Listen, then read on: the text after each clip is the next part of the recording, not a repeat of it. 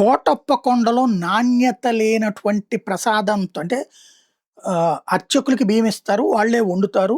ఆ బియ్యం నాణ్యత లేనిది ఇస్తున్నారని అక్కడ ఉన్నటువంటి బ్రాహ్మణులు అడ్డం చెప్పినా సరే అదే వాడమన్నారు.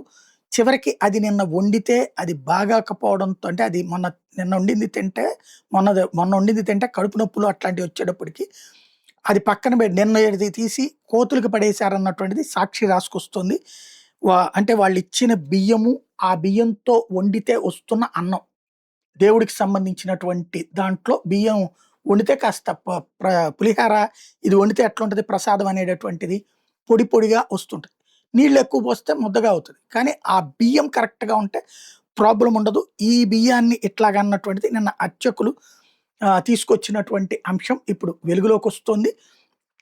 దీన్ని సరే మిగతా మెయిన్ పత్రికలు ఒకవైపు, వార్తలు మరొక వైపు ఉన్నటువంటి దశలో ప్రస్తుతం సాక్షి టచ్ చేసుకొచ్చింది. మరి ఈనాడు జ్యోతి అయితే టచ్ చేయలేదు. పల్నాడు జిల్లాలోని కోటప్పకొండ దేవస్థానం మహాపచారం చోటు చేసుకుంది. త్రికోటేశ్వర స్వామి నివేదనకు నాసిరకం బియ్యం వినియోగిస్తున్న వైనం బుధవారం వెలుగులోకి వచ్చింది.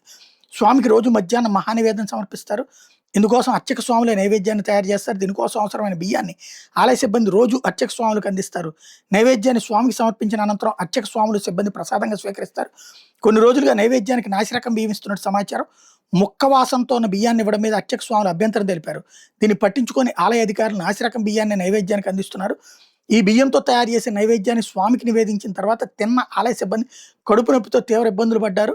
దీంతో బుధవారం స్వామికి సమర్పించిన నైవేద్యాన్ని తినేందుకు సిబ్బంది నిరాకరించి ఆలయ ప్రాంగణంలోని కోతులకు ఆహారంగా వేశారు. ఆలయ అధికారి నిర్వాహకంపై భక్తుల నుంచి తీవ్ర విమర్శలు వస్తున్నాయి. కాగా స్వామి నైవేద్యానికి నాణ్యమైన బియ్యాన్ని వినియోగిస్తున్నట్టు ఆలయ ఈవో చంద్రశేఖర్ తెలిపారు. నాణ్యత లేని ఆహారంతో సిబ్బంది ఇబ్బందులు పడినట్టు తన దృష్టికి రాలేదని చెప్పారు. ఏది నిజం అన్నటువంటిది ఆ సిబ్బంది వీళ్ళు చెప్పాల్సి ఉంది. అది ఎందుకు జరిగింది అన్నటువంటిది.